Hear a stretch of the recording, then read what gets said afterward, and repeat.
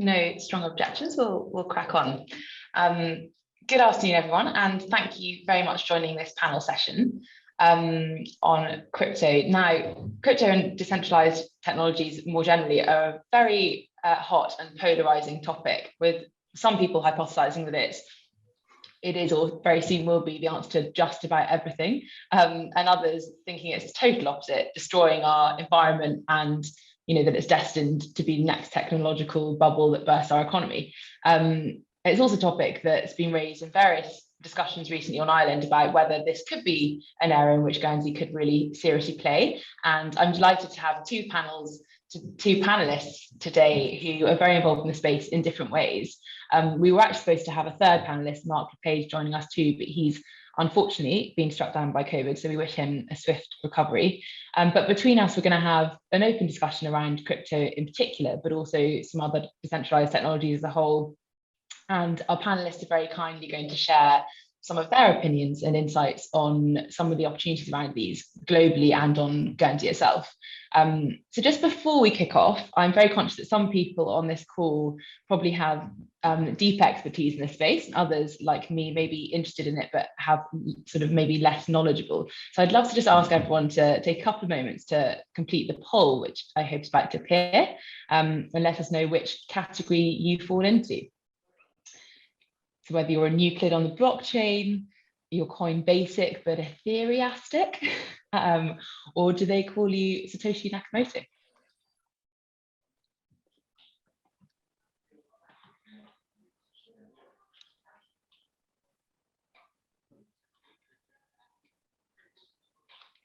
Interesting results. So a bit of a mixed bag. Some beginners, some sort of calling themselves experts.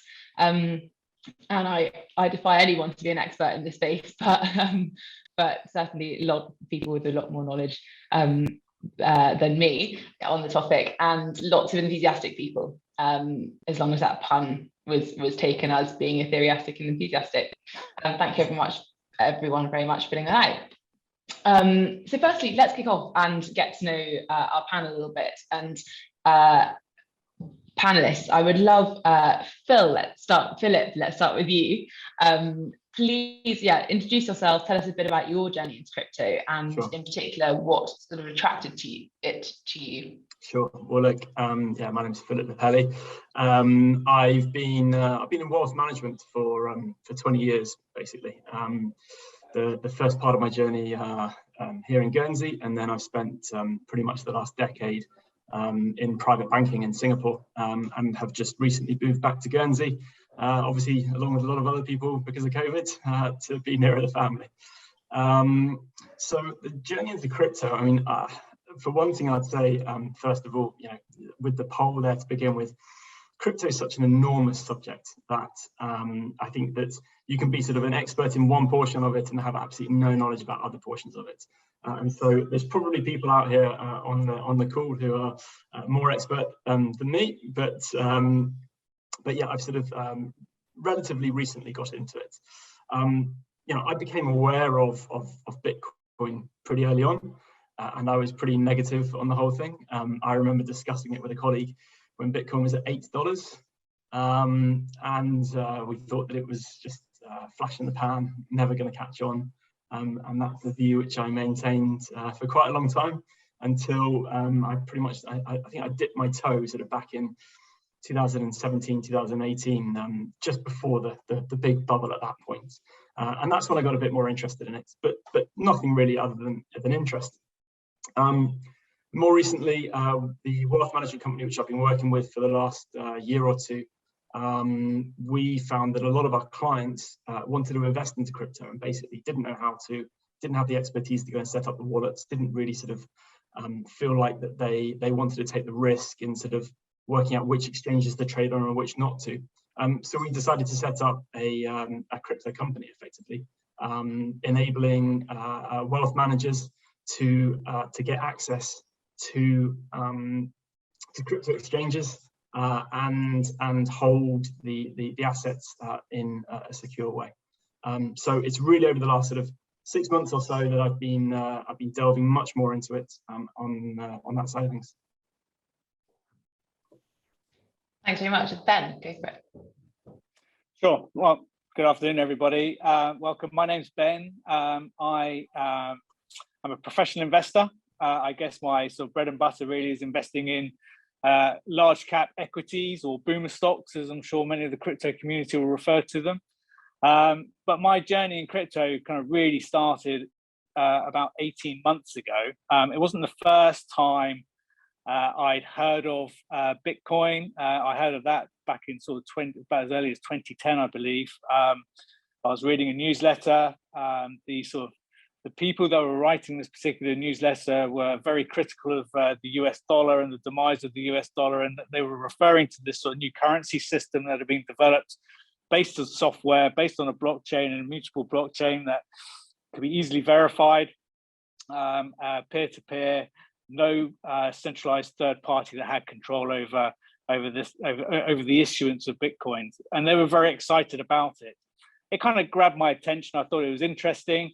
But it was very early days. I had absolutely no idea how you get your hands on this sort of thing, or even how to even start mining this sort of stuff. So I just kind of put it to one side, forgot about it. More recently, 2017, during the last, prior to this sort of boom phase, the last boom phase, a couple of work colleagues of mine started mining Ethereum, and that kind of brought sort of the crypto space back to me. And it was quite interesting learning from their experiences, how they set up their rigs, bought the chips, and the kind of the economics of the whole thing. But again, it got to a point where it became too expensive for them to carry on mining, so they decided to sell the chips on and custodize their the coins that they'd managed to mine. And again, we all sort of kind of moved on and kind of forgot about it. But my real journey started, I guess, around 18 months ago. I've been an investor for the last 20 years. I'm interested in investment opportunities. And I listen to all kinds of investors and their opinions just to sort of see what's out there. And I was listening to a few sort of hedge fund managers in particular, and they were starting to talk about the halving cycle and how this can set off a boom phase or a speculation phase in Bitcoin, and that can lead on to boom phases in other sort of altcoins. And this kind of grabbed my attention. So I started looking into Bitcoin more seriously, had a look about how I could access the asset class. It wasn't particularly easy, but there are now ETFs, futures-based ETFs. Things have got a lot better over the last 18 months, that's for sure. But initially, it was really sort of my only real avenue that I was comfortable taking was through this sort of ETF. So I started to put some money to work, kind of skin in the game, start to get to know the asset class. And then that took me down the route to Ethereum. And then once you're sort of onto sort of the Ethereum network and learning about that, you start going down the rabbit hole. And it soon dawned on me that really what we're sort of owning in terms of Ethereum is the network and the benefits that come with the network effect and how that can build value for you as a token holder on that network. And you can almost, and this analogy has been made many, many times before, but given the adoption rate of what's going on within Ethereum, and you compare it to its place in time versus the internet, you're kind of owning a more up-to-date version of the internet and the wealth creation that can come of that based on the activities on that network. And that really kind of appealed to me. So I started doing a lot more digging around, learning, and I soon realized that this is something that the real world and the digital world can interact with. There are many different protocols, and I'm sure we'll go on to a few of these things in this conversation, where I can see it both being a threat to what I do as a day job in terms of the businesses that I invest into, but also as an opportunity. And I'm quite keen to sort of discuss that. Thank you very much. And Ben, you touched on it a little bit at the beginning of the conversation, and in terms, particularly relevant in terms of potential threats, but there's obviously a large question around regulation and sort of some very strong views on both sides of the fence on whether authorities should be getting involved, and how regulated these technologies should be. What are your views on that? I think if you're looking for broader adoption of the technology, then you're going to need more capital to come into the space, and you're going to need big players to enter, in order to bring that capital with them. And with that kind of new investor base comes the need for regulatory clarity. So I think you're going to need regulators that are going to have to sort of step up here, and they're going to have to start looking at the asset class seriously. taking it for what it is, understanding the risks, and then putting around sort of a pragmatic framework that doesn't kill the industry off or the technology off, because I think there's some very useful things that can come out of this. But also, you've got to ensure that there's sufficient protection for investors, and you've also got to be cognizant of the fact that this is another asset class where a lot of money can get moved around. And you want to be able to make sure that people aren't using it for improper purposes. Philip, what are your thoughts? Yeah, look, the same. Regulation is sort of it's a tough line to sort of to draw in the sand effectively. Too little innovation means that too little regulation just means that it's not taken seriously. It's not trusted by either consumers or by businesses, and of course too much regulation will just kill innovation. So there has to be some in there, and governments internationally are facing this. There's this challenge between implementing, I guess, safeguards for users, but balancing that against not stifling innovation. I think it is a very difficult path to tread. But my view is that there's probably a lot of both consumers and businesses, particularly in the wealth or in the financial services industry, that are reluctant to actually look at crypto or more generally Web3 technologies, just because they don't know what the regulators are going to do with it. There's no point in sort of going and investing in new services, new products, if you find that sort of 6 months down the road the regulator has killed it all off. So I think that what Ben mentioned, the regulatory clarity, I think, is the really important thing to have here.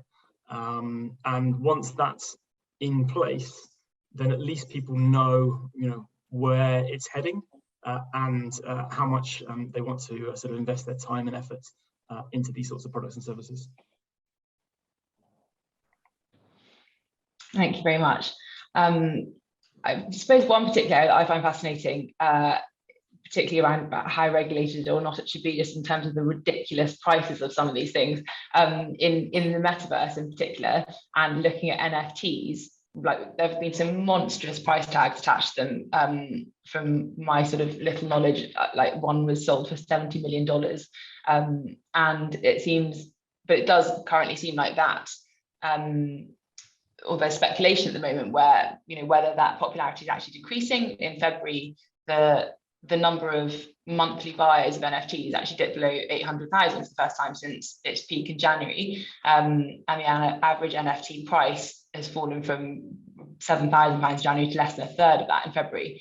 And my question for you both, starting with you, Ben, is what do you think about NFTs and other similar sort of popular user cases? Are they actually viable in the long term, or are they sort of capitalism gone mad and actually they're kind of like the dot-com boom and they might just be a fad? What do you think? I think in the first instance, is there mass speculation? Have people lost their minds? I think it's all very natural human behavior in manias. And we've had one huge, massive asset bubble across a number of risk assets, and crypto and NFTs are no different. If you look at sort of the monetary policy of central banks, particularly in response to the COVID pandemic, it's been to sort of pump the system with vast amounts of very cheap and easy to access money. And this has found its way into all sorts of risk assets. And crypto is one of those assets. And it's spawned a huge speculation mania phase. And prices have reached ridiculous levels. And that's not to say it's a fad and it's going to go away. I think people will get burned. I think people will incur significant losses. We've got a Federal Reserve. In fact, we've got central banks all over the world that are now reacting to the inflation rate, and they're going to start increasing interest rates. You'll probably see bond yields increase. And as bond yields increase, investors will move back up the risk scale.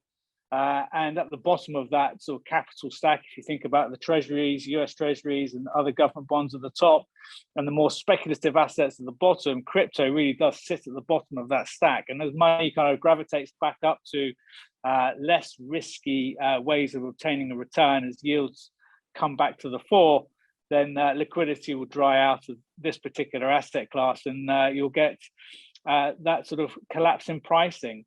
That said, I don't think NFTs are just JPEGs to be speculated over. I think there's a number of untapped possibilities that you can use NFTs for. These non-fungible tokens, this kind of unit of account on an immutable blockchain, this kind of record of ownership, not just for digital assets, but also for assets in the real world as well. And I'm sure we'll come on to sort of, some of the trends that are going on in Web 3.0, the metaverse, and where these have a role to play. So yes, I think there's a lot of speculation. We're probably coming out of that speculative phase, but I do think there's a lot of utility there within NFTs. And Philip? Yeah, so NFTs are an interesting one. First of all, I think you need to separate sort of NFTs from crypto in some sort of way, but they're connected. I mean, obviously, it's sort of all run on the blockchain, but that NFTs were kind of the next biggest thing to go and invest into, and obviously, everyone's seen what happened in crypto particularly over the last 10 years, I suppose. And if NFTs are going to be the next biggest thing, well, if I missed out on the crypto wave, why not get into NFTs? Because that's going to be, that's going to blow up. And of course, these things are self-fulfilling prophecies. As people sort of think that it's going to explode, everyone puts more money into it, and it does explode. It's the greater fool hypothesis. You buy it if you're buying it from a financial point of view. You're buying it purely with the view that someone else will buy it off you for more. But NFTs. You sort of talk about how an NFT sold for, did you say $70 million? That's what I read, yeah. Okay, I don't know which one that was. But, there's artwork which sells for $70 million. There's how much did the Banksy painting, which then automatically shredded itself, how much did that get sold for? And so, it depends how you look at it. If you're looking at it as an investment, well, it's got only as much value as any piece of artwork has got. But if you are viewing it as a piece of art, well then, how much is a piece of art worth? It's kind of impossible to put a price on it. It's whatever people are willing to pay. Equally, I mean, I would argue that with artwork, if people are buying it from purely a financial point of view, it comes back again to the greater fool hypothesis that they'll be able to sell it for more in the future with no real sort of basis on that, I suppose. NFTs are, I put them in the same sort of camp.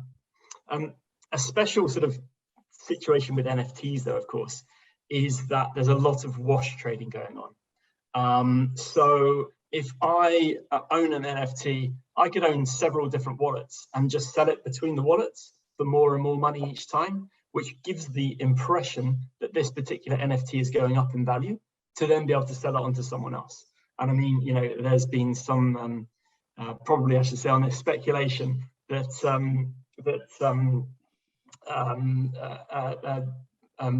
what's her name? Donald Trump's wife had been wash trading some of her own NFTs to be able to sort of promote the value of it. So, a lot of people are getting into this sort of thing and trying to push the price up. And I think that's probably where we've ended up with it as well. Again, I think this sort of feeds back into the regulatory question. Wash trading is within securities, within equities. You can't do it. It's not allowed. But within NFTs, there isn't really any regulation surrounding it, and so people can kind of do what they want, and it's very much the Wild West.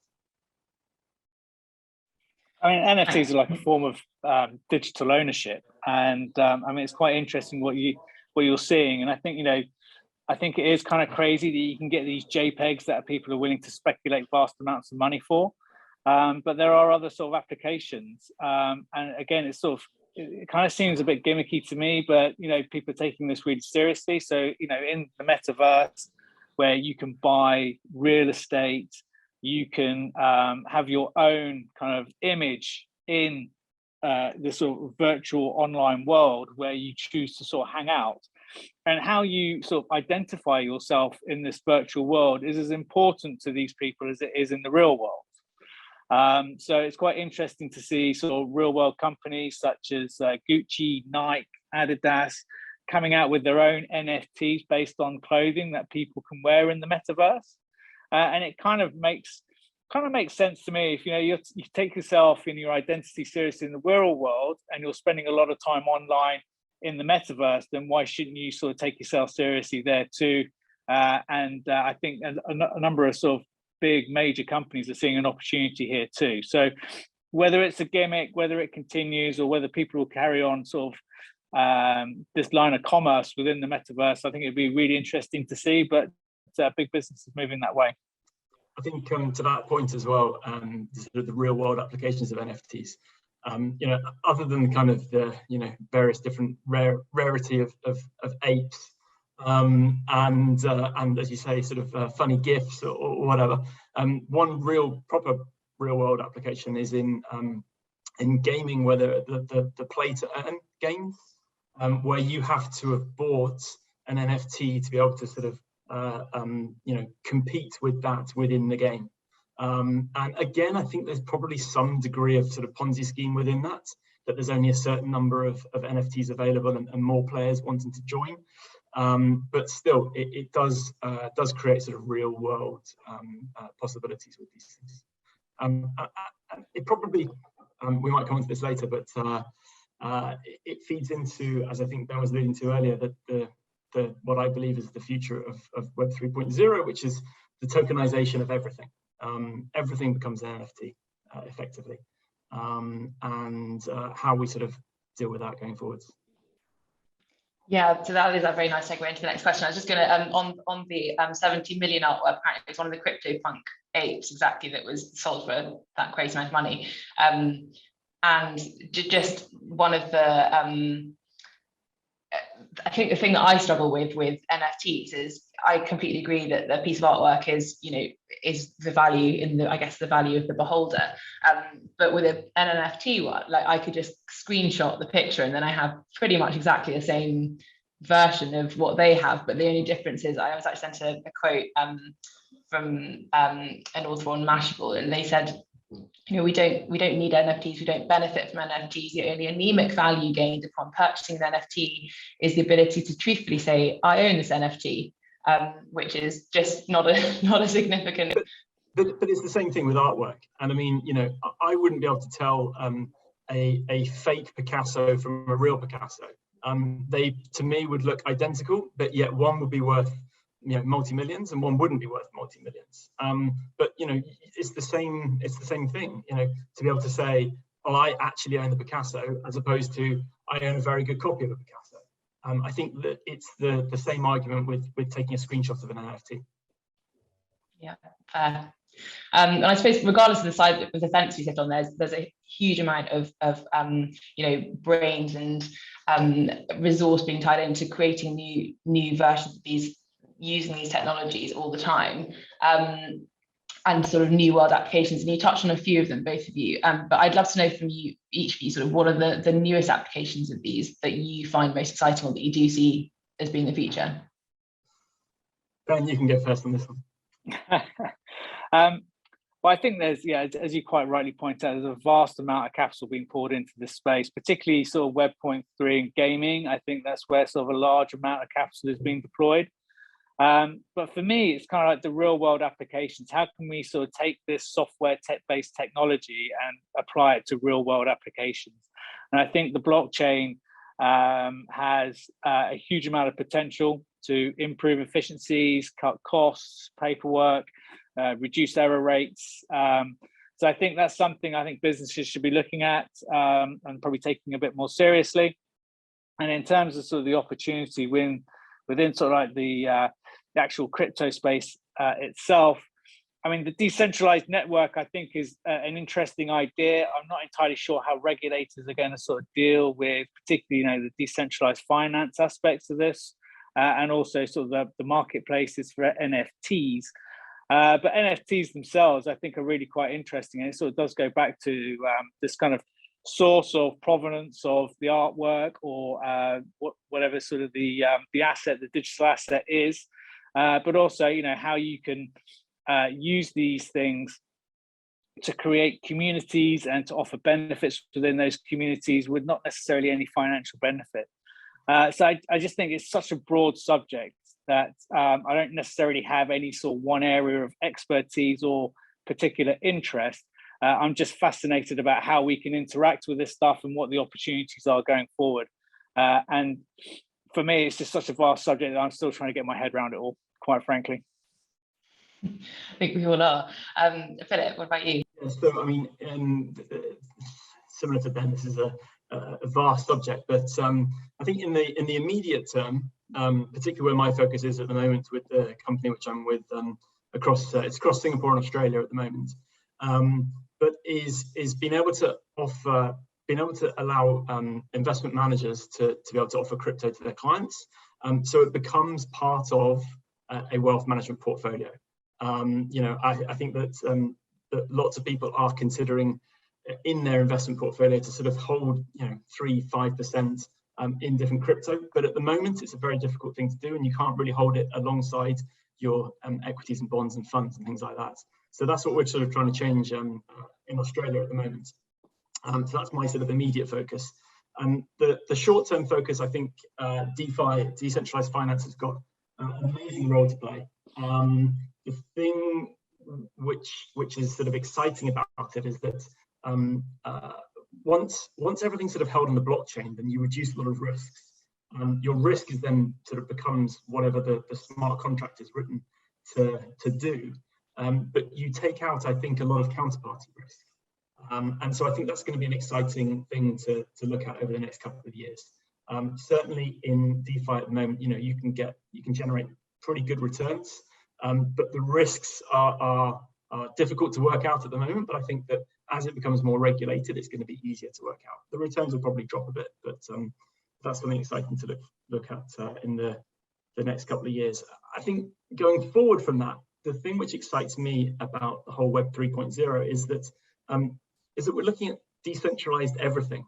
We're looking at tokenized everything, and just basically you can think of any centralized process which happens, whether that's mortgages, whether it's you know, buying properties, whatever it is, trade.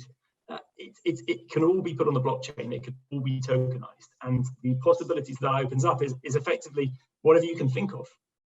Every single centralized process can be disrupted using a decentralized process, in effect. And I think that it's going to be just fascinating to see the various use cases come out of this, probably over the next from now for the next decade. I think that could potentially be quite a large source of friction, because there's a lot of incumbent business practices that are under threat of disruption from this technology, and it's going to be an interesting fight. And you know, regulation can also be weaponized, as we know. So it's going to be very interesting. I think possibly what you're going to find ends up happening over the longer term is that there will be decentralized processes, but with a central way of accessing that. And so, you know, you'll still have a bank, but it won't do the functions which a bank currently does. But that will be your access point into, you know, various different sort of, your bank might be your wallet, for instance, to be able to then access various different services on the blockchain. So I think that the incumbents, innovate or die is generally the motto. The incumbents are going to have to innovate in it in some way or another. But I think that probably the way to do that is to embrace it. Thank you very much. Just before we go on to the next sort of, I want to bring the conversation a little bit more sort of Guernsey specific. There's just another little poll to kind of gauge, I guess, how actively people are involved in this space at the moment. So Ben, if we could possibly have the second poll. There we go. Just to get a bit of an understanding of what people are doing currently.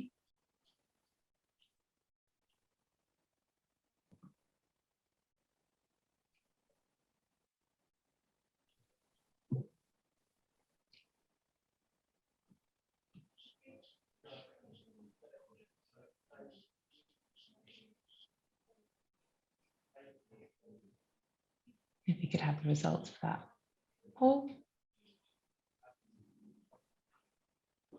Interesting. So in case the recordings we can't see, that was a question on, do you invest in this space, and if so, what do you own? And there's a sort of spread between people in Bitcoin, altcoin, NFTs, and others who are interested but would like to know more before stepping in.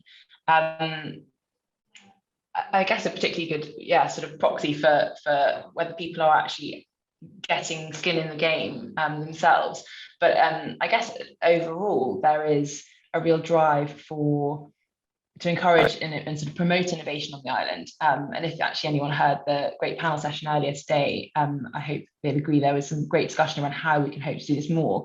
But I would love to know from your experience, panelists, on what sort of innovative activity is going on in this space on island currently that you know of, whether it's been successful, unsuccessful, happened a while ago, or sort of is currently being worked on. To that question, to Ben first.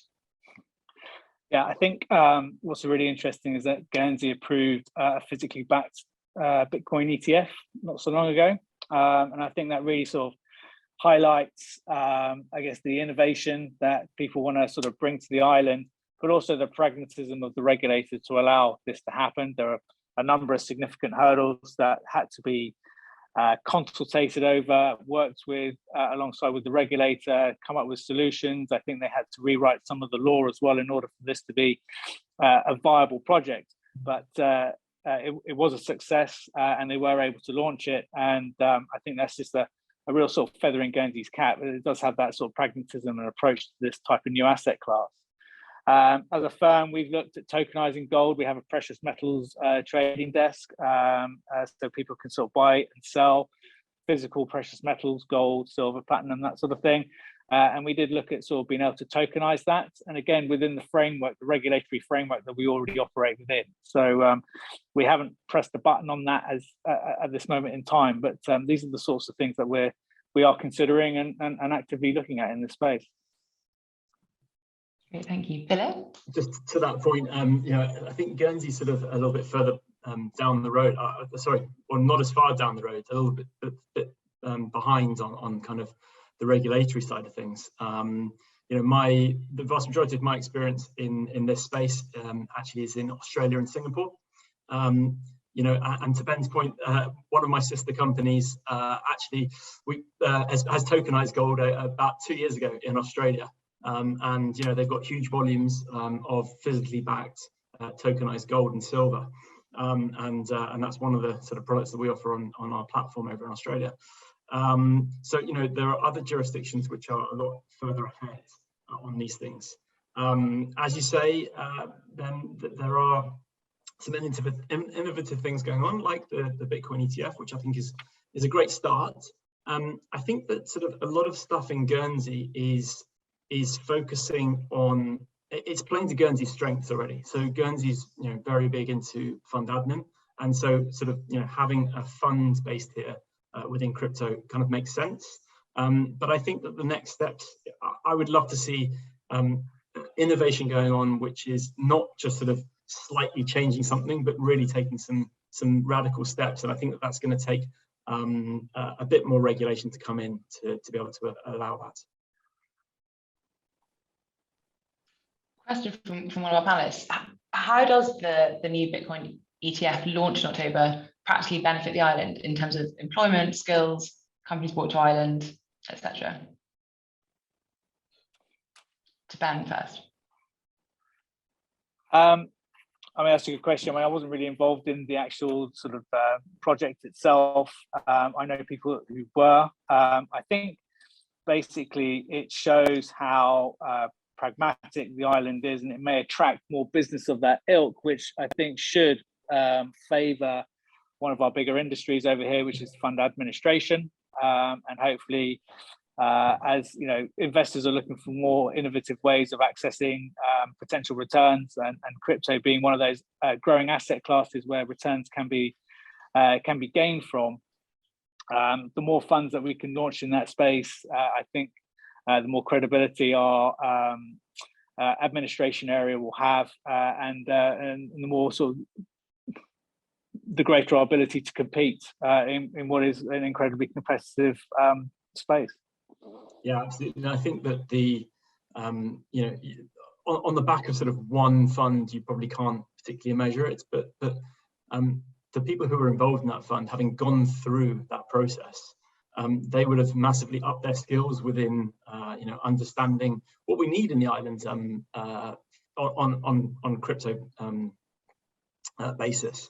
And so I think that sort of those people will then probably go and do more of these things, and it will definitely increase the skills. I think that I don't think that this whole industry is something which Guernsey can just sort of sit by and ignore. I think that that we should be grabbing it, and I think that sort of all of these different things which Guernsey's trying to do will lead to more business in the future.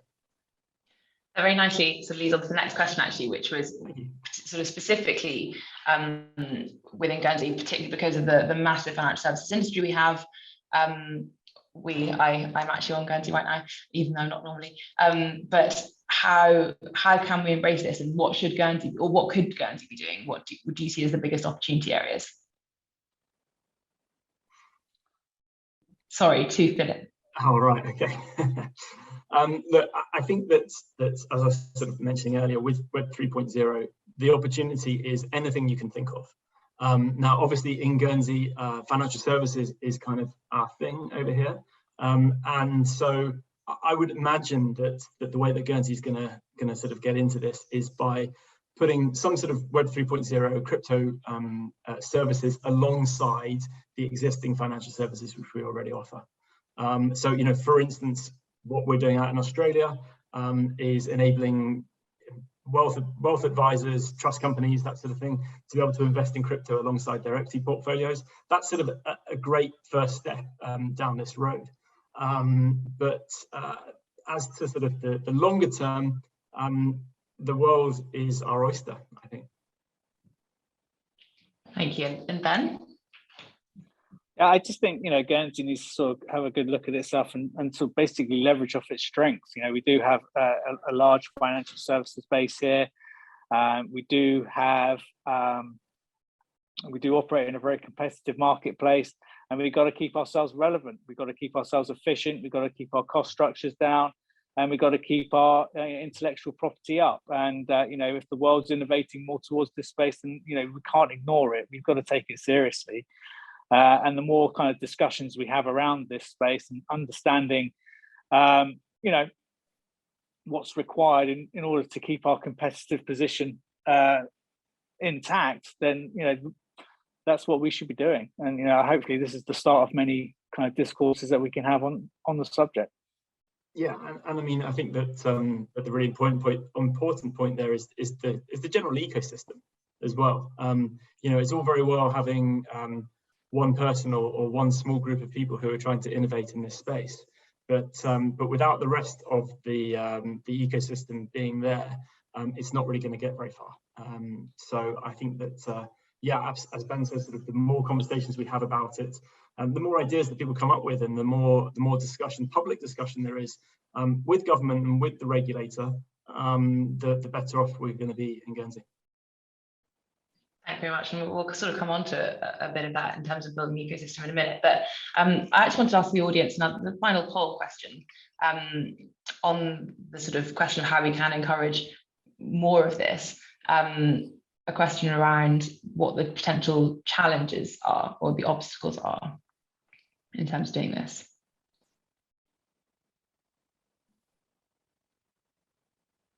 For the benefit of any listeners later on, we've got lack of on-island expertise, too much regulation, insufficient regulation, no crypto ecosystem, and few early stage investors.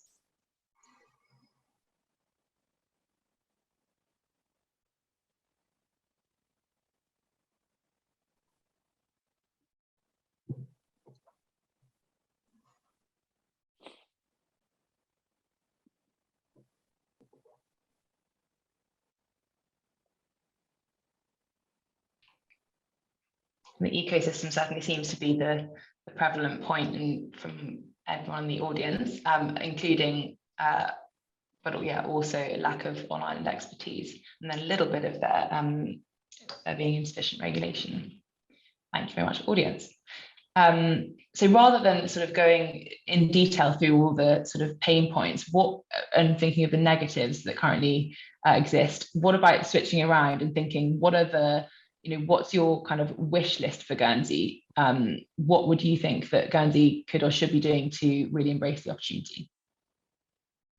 I know. Okay, go on then, Ben. No, you shoot. I'll chime in.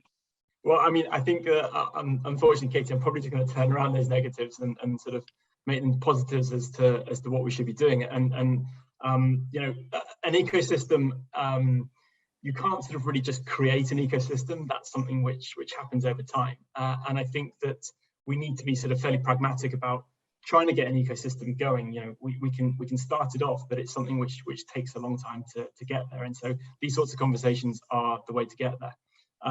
But also, I really do believe that we need a little bit of regulation in the space. And I'm sure that there are lots of fiduciaries over here and people in financial services who would love to get involved in this space in some way, but with no real guidance from the regulator as to what's going to happen in the space. I think that they're probably just holding back for the moment. Now, I believe that there is regulation coming in towards the end of the year, and so it would be great to see which direction we're heading in from that point of view. But so I think that once we've got a little bit of clarity, we'll be able to expand the whole scene a lot more. Yeah, I think in terms of the ecosystem, I think there are people on the island that are very interested in this space. There are people inquiring. There are people that are actually actively working on projects. So I think it's just kind of getting those people out and getting the conversation going with those people. I mean, that can help initiate some sort of an ecosystem. Going back to the sort of the Bitcoin ETF, the people that worked on that trailblaze really in terms of sort of the regulation and engagement with the regulator, that hard work has been done in terms of setting the scene for that type of product, and maybe that will enable other products to follow suit. And it also may, the fact that we've been able to work with the regulator on these things, the regulator may feel more at ease on again, sort of pushing the boundaries. I think longer term, I think Guernsey's got to understand that, this is basically software at its heart, and you're going to need software programming talent. And you need to sort of be able to sort of get your hands on that talent, whether you have to outsource it off island or whether you can grow it on island. And I know the financial services industry has been a huge recruiter for many years now. And maybe it's the time for, the programmers and the database scientists to start coming to the fore, because we're going to need more of those, irrespective of whether we go down the crypto route or not, because software is very much a part of everybody's life in business and at home. On the getting the right people point, there's a question from the audience on how you think we attract the right people to work in crypto, DeFi, Web 3.0, and can you retrain some of our existing workers? Philip, what do you think? Yeah, look, I think that I think I'm a good example of this. I've done 20 years in wealth management and now sort of looking at the crypto space. I think that crypto, particularly, especially in sort of what we're looking at these, at the moment of DeFi, of crypto, which essentially is similar to sort of equity trading or FX trading, whichever way you want to look at it. Retraining people from the finance industry into the crypto industry, I think, is not really an issue at all. It's sort of cut from the same cloth, but it's just very slightly different in effect. I think that how we attract people to work in the space, personally, if I was a graduate, I would be quite keen to work in this space because it's exciting. It's something new. It is something innovative, and it's not sort of just going down the traditional sort of well-trod path of the existing industries in Guernsey. That's all really good answers. And I think there's also a lot about sort of getting the stories of success out there, and people like yourselves who are involved in it and want to be sharing the, you know, how exciting it is to work in it.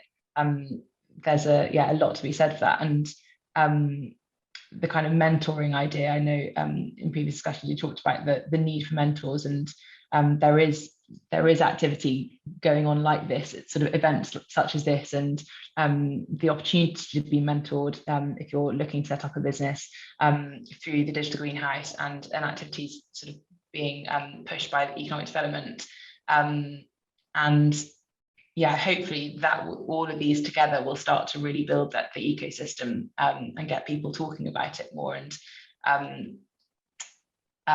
get people interested in these areas that really are potential opportunities for Guernsey. And there's a question from the audience also of whether there's a risk that DeFi makes the majority of the activity in the finance industry in Guernsey completely redundant. Ben, particularly aimed at you, I think. Yeah, I mean, this is one of the things I've been looking at and thinking about hard. In terms, I think fintech can be a risk to some parts of the business. So, for example, I don't know if you have Revolut on your phone, but I memean, that's a financial service that you can buy crypto through, you can buy stocks through. All you have to do is a very simple KYC process, and you sort of access to these kind of asset classes that touch your fingertips. And as long as you've got a bank account that can feed your Revolut account, you can go about investing. So that's kind of on my mind. I don't think it's necessarily going to disrupt what we do anytime soon, and there's still plenty of people out there that want to speak to other people. But when I look at sort of the younger generations coming through, they are increasingly submerged in an online world where they're learning to do things themselves. And the crypto space in particular has done a fantastic job in engaging with younger people in finance. And it's done a far better job than, I guess, sort of more traditional finance has done in engaging with younger people and trying to get them on board with investments, largely because our cost structures are sort of possibly prohibitive to that and the amount of money that they have available to them. But you can get involved in crypto relatively less amounts of money, and it's relatively cheap to trade. Whether it's the right thing for them to be doing, I guess I'm a little bit more down the libertarian route in that I'm happy for people to have a go, so long as they're sort of they take sort of appropriate measures to sort of safeguard themselves. I think there are aspects of the financial industry that I think the regulators will not be comfortable with, sort of releasing that to sort of like a network where there's no or a sort of business proposition where there's no sort of trusted third party. I think that would be quite an interesting conversation to have with a regulator, because at the moment the regulation is all around about who's in control, who is charged with governance of that particular structure or that particular service, and who is responsible for ensuring that those processes are in place, and there's adequate provisions for the safety of investors, but also on the obligations with regards to sort of money laundering and terrorist financing and the like. Yeah, and it depends on sort of angle you're coming from with that question of whether it makes the majority of the activity in the finance industry redundant, whether you're talking about sort of, you know, the fact that an offshore centre is not required anymore, or whether just crypto competes the finance industry away. For the latter sort of way of looking at it, again, it comes back to what I was saying earlier about how this technology is going to be utilised by the incumbent businesses. I was reading a consultation paper. I'm really sorry, all of my stuff is Australian because that's where my business is focused.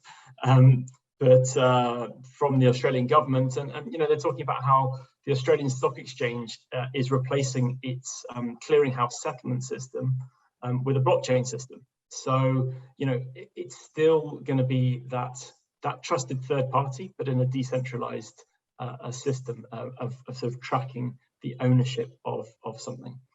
So I don't think that it makes the industry here redundant. I don't believe that regulators around the world will let the industry just sort of supersede finance industries in their own countries. So I don't sort of think that the libertarian route of cryptocurrency will really sort of end up being how cryptocurrencies are used. I think that the regulation will come in around the world, which will kind of restrict DeFi, restrict crypto trading to being something more similar to the existing regulations around the existing finance industry. Thank you very much. And I guess on those elements, are existing financial services firms on Guernsey, including your own, that you know of actively exploring crypto as possible future opportunities, or ones that they're sort of actively exploring now? Well, let me just go first on that, because mine will be a quick answer. I've only recently moved back to Guernsey, but certainly our firm is exploring whether we should be looking at setting up in Guernsey as a centre. For existing ones, I'll pass over to Ben. Yeah, as far as my firm is concerned, there isn't really any appetite at the moment for dealing directly with digital assets. Again, I think it probably comes down to sort of the lack of regulatory clarity, and the fact that we don't have the infrastructure and able to do it safely on behalf of clients. And I think there's more efficient ways of being able to do it. It's just not an area of our expertise, and I don't see that sort of changing anytime soon, to be fair. Thank you. We have another more out there suggestion from the audience. So given the slowing economy in Guernsey and the need for diversification, do you think there's value in making Bitcoin legal tender here, El Salvador style? It seems to me this would be bring a brave new wave of talent and companies in the space. I'm going to answer that with a fairly swift no. I don't think that there's value in making Bitcoin legal tender. But I would counter it with saying that there would be an awful lot of work required in this, and it's a shame that Mark isn't here because he is absolutely all over this.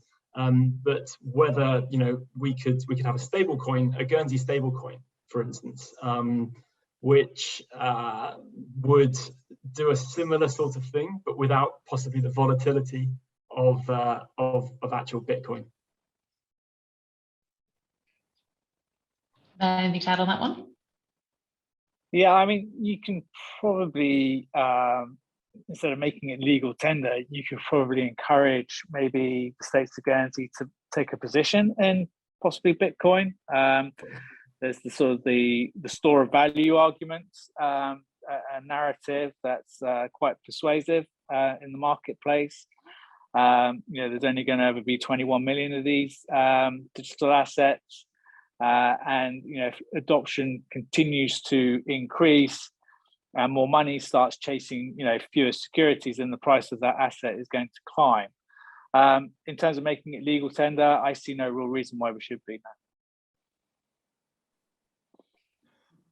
Thank you very much.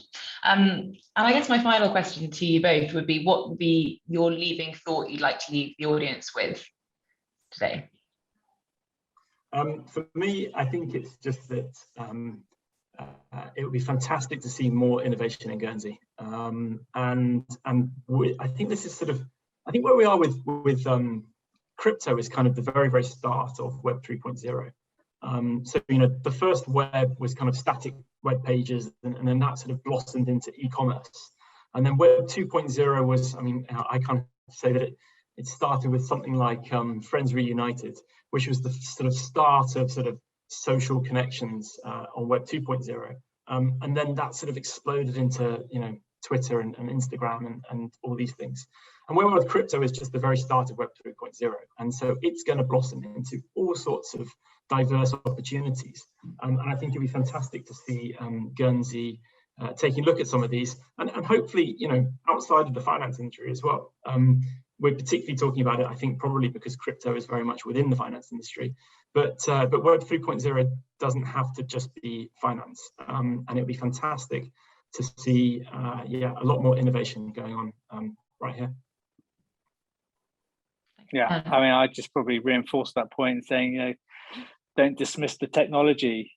This isn't just an asset class that people speculate over, or where sort of the undesirables like to hang out and sort of avoid regulation. An awful lot of capital is being poured into this space. There's engagement with regulators. People want that clarity. People want to know sort of the general direction in which they can move in, and where regulators are prepared to sort of allow the innovation to happen. And as soon as that clarity comes through, if you're not already in a position to benefit, then you're certainly going to be left behind. So I think you've got to be practicing all the time, and I think Guernsey needs to, if it wants to take this asset class seriously, it needs to do something sooner rather than later. Brilliant. Well, thank you both very, very much, and thank you to the audience for your participation as well. It feels like as we said, it's such a wide and diverse topic. I feel like we could have talked about it for a lot longer, but hopefully, particularly in kind of line with the enthusiasm we're saying that that there is for this on Guernsey and the potential that exists. Hopefully, this will be the first of many conversations around crypto, but more generally around encouraging innovation. And I think there are lots of opportunities there. There was also a suggestion from one of the audience members, set up a dedicated crypto work group, and while I can't guarantee right now what that would look like, absolutely please let yourself be known if you're particularly interested in this area, because there will be activity going on, and it's just all about linking everyone up and letting people know about who's interested, and how they can contribute to sort of the future of this. So I will tie it up there with one minute to go, but thank you very much to our panelists. Really, really appreciate it. And to Mark, who's going to sit on the panel. I hope he's feeling better, or will be feeling better soon. And yeah, hopefully this will spark much more discussion in the future. Thanks very much, Katie, for chairing. Thank you very much for inviting me along. Thank you very much, guys.